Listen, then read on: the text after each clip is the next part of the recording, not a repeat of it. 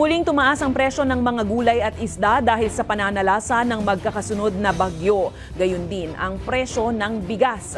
Ayon sa Department of Agriculture, posibleng bumaba ang volume ng maaning palay. Ang balitang A to Z ni Ace Cruz. Lingguhan kumamalengke si Maricel ng mga sangkap na lulutuin kada araw para mapagkasyang budget. Pero nabigla siya sa muling pagtaas ng presyo ng bilihin, katulad ng gulay na tumaas na hanggang 40 pesos kada kilo, kahit kailangan niya maging wais sa pamimili. Halimbawa, kung sa 1 kilo, 3/4 lang lulutuin ko. Medyo adjustment lang siya ng ano. Kailangan din. Oo. Kasi tumataas, di naman nadadagdagan yung budget ba. Paliwanag ng mga tindera ng gulay, dala ito ng sunod-sunod na pananalasa ng bagyo. Ang talong mula 160 pesos kada kilo noon, 190 pesos na ngayon. Ang carrots naman na dating 160, 180 pesos na kada kilo.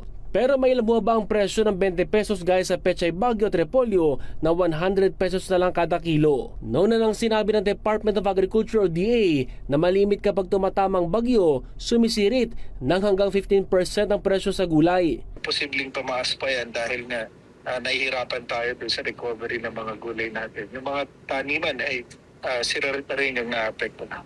Tumaas din ang presyo ng isda na hanggang 40 pesos kada kilo, gaya ng galunggong, tilapia at bangus.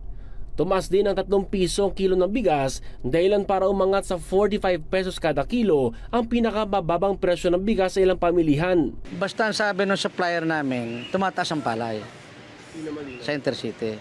Tumataas daw ang palay. Siguro wala mabili na local na palay. Pero ang ano ko nga, marami namang imported. Siguro hindi rin siguro masyadong... Kasi ang imported naman, hindi naman tumataas masyado eh.